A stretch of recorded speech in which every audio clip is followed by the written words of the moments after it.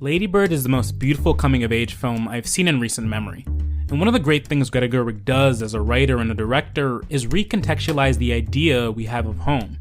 In Lady Bird, home takes on three central forms: a place, a relationship, and a name.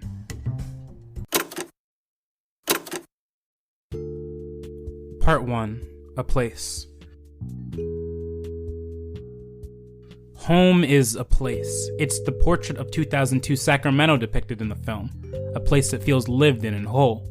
The center stage for Lady Bird's coming-of-age metamorphosis, dealing with shifting and shaping friend groups, the drama of a Catholic high school, falling in and out of love, trying to make sense of the small space that to her represents the world. But at the height of her ambition and growing power and autonomy, home becomes something to leave. She longs to attend a college in New York, somewhere prestigious, to leave the nest she was born in and take flight, somewhere, anywhere but here.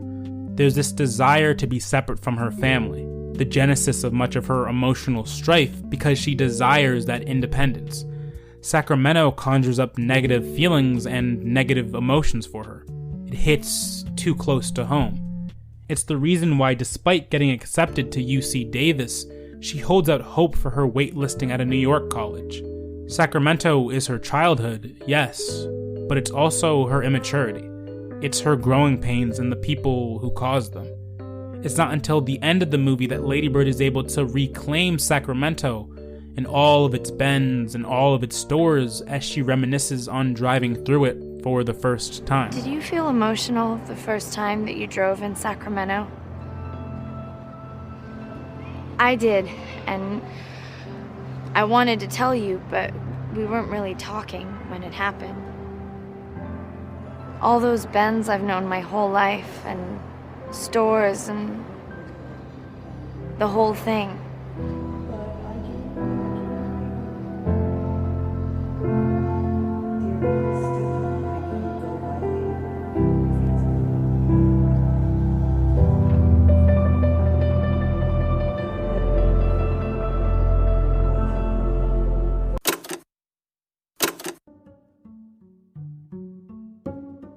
Part 2.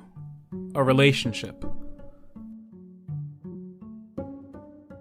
Home is the complex dynamic between a mother and daughter who truly love each other, but whose powerful personalities often come at odds in the process of trying to understand one another.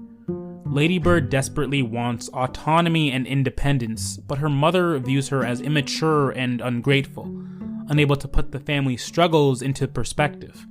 From their financial situation to her father's unemployment and long-lasting battle with depression, the struggle of Lady Bird wanting to come into her own but having to overcome the voice of a figure that has control of her is at the center of their strife. They both want so much for Lady Bird but have different ways of hoping to achieve it. What comes across to Lady Bird as her mother being spiteful and controlling, to her mother Marion is her being protective and realistic. The bird wants to take flight, but the mother isn't quite yet ready to tempt the fates. Home can be something that hurts, and their relationship hits its breaking point when Marion finds out about Lady Bird's place on the wait list, leading to the two not speaking to each other for the rest of the summer, even as Lady Bird heads off to college.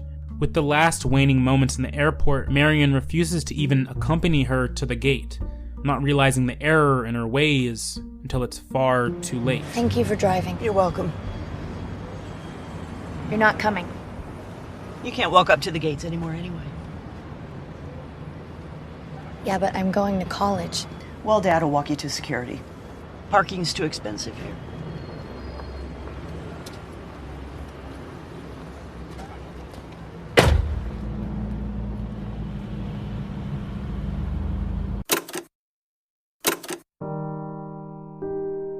Part 3. A name.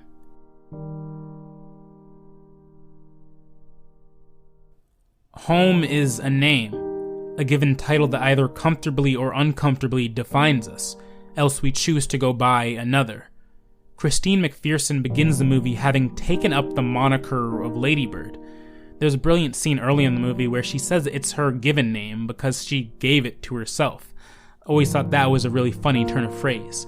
Lady Bird shows how powerful a name can be. It shifts and shapes and changes to us. It makes us feel more cozy against that which gives us emotional strife in the universe. The name Lady Bird represents her journey to independence, a separation from that which held her back, a new life with new opportunities for growth and achievement. Christine is a name she never asked for. It was thrown upon her by a mother who's been demanding and controlling. That name can't represent her because it's not hers. In the end, as she heads to college in New York, going into a real sense of maturity, she reclaims the name Christine, out of the newfound love and respect she's garnered for her parents, especially her mother.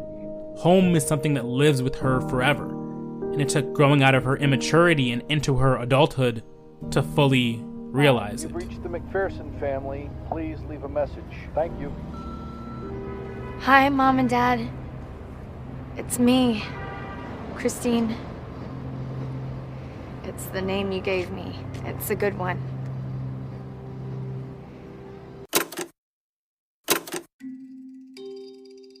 We can get so caught up in our own worlds in making a statement or a stand that we can lose our own humanity. That human connection to a love that is unconditional. But not everyone can find home. For some, finding home is a matter of escaping home, freeing oneself to lead a life they're the sole architect of. But for others, home is something that is forever carried, a burden or a blessing that lives with you forever no matter the strides you make to bury it. For Lady Bird, Christine, it's a bit of both. A complex concept she's only beginning to truly understand as a young adult. Whether it's a place or a relationship or a name, there's a reassurance that no matter what we call home, and no matter how displaced or detached we become from it, home will call for us, awaiting our familiar embrace.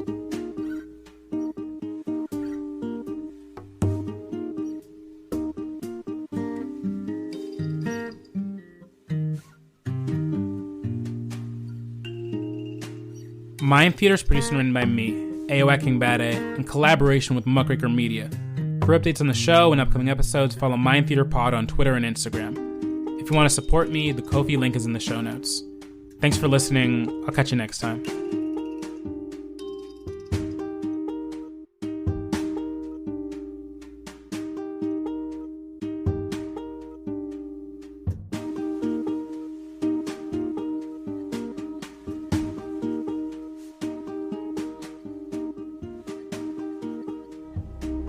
To tell you, I love you.